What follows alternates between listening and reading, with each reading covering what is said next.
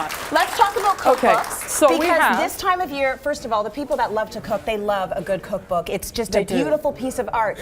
But if you are starting out, there's certain titles you want to look for, It right? is, and certainly, you know, sometimes Joy of Cooking can be very text-dense for the first-time cook. Right. And when I say text-dense, it's packed with so much information, and it's heavy. I mean, to look at even, it's heavy. Like an encyclopedia. Exactly. It's big. But every kitchen should have one. Okay. Because you need to know little things, like they were talking about rices, 90,000 kinds of rices. So how do you cook different kinds of rice? That will give you lots, it's an encyclopedia of information, and great recipes. Okay. Very good. All right. This, but it's not illustrated. Right. This is illustrated, the cook's book, and it's got the wonderful step-by-step drawing, photo illustrations as opposed to line drawings. So that will give you hands-on, shows you how to do the turkey, how to debone, things like that, or how to devein a shrimp. You know, you go to this one, you say, oh my God, you know, what am I going to do? Well, this is all important information, and I think a lot of people do like to see an illustration because they want to know what things are supposed to look like. We're a visual culture, This one is straightly 200 skills, and that is literally what it is. It's not a recipe book per se.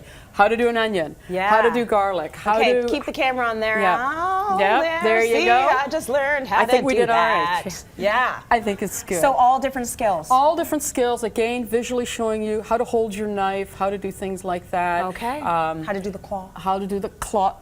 Right. The grab and the claw. Got it. You got to save your claw. Got a claw. Yeah. Okay. Michael Smith is always very good for basic stuff. I find he gets a little repetitive sometimes in his things, but you know what? He doesn't ask any more of you than what you can do. Good. And I think that's a really important skill. If you're not a molecular gastronomy kind of person, why on earth would you try and do that? Do what you're capable of and build on that. Yeah, it's no, so I like important. that too. I appreciate that. And everybody's person they hate to hate or love to hate, should I say, is Gordon Ramsay. But you know what? He's a very good teacher. He's a great teacher. I actually like the dude. He's a great guy in person. When he was on the show, everybody's like, he's so rude. But actually, I thought he was very really polite. funny. Yeah, and he's very really funny. polite in real life. Yes, it's he sort really of the is. persona that he does on television. He's a nice guy. So that's great. And he has 4 kids at home, so he knows what, you know, he knows how to get kids involved, which is, it's a life skill, cooking, and the sooner you start even taking them grocery shopping, feeling the food, understanding what they like. There's nothing wrong with not liking fennel. That's right. Okay, can we just get that clear? So true. Nothing wrong with that. Nothing wrong with that. This book here is excellent. It's called the Can't Cook book, and there's lots of people say, I can't do this, I can't do that. That's the book you for can. me.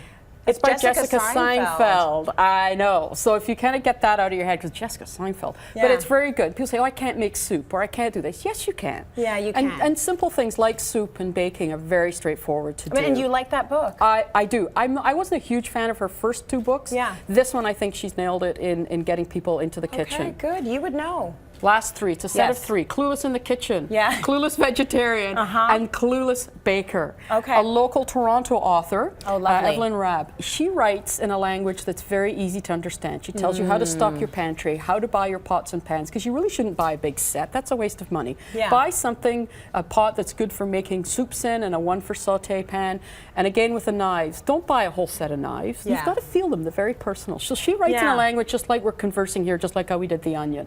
Very easygoing, very simple to understand. Very cool. Buy what you need. And how to feed a family, of course, I just want to mention, because that's the last thing. Once you've got that, you can feed the family once you've got the skill set. Because our good friends, our Sweet Potato Chronicles wrote that book, and we have them on the show all the time. Great blog, and they're awesome. Yes. Yeah. Okay, thank you, Allison. Thank you. Thank you for the lesson, too. All Let's go to right. break. More coming up. Stay with us.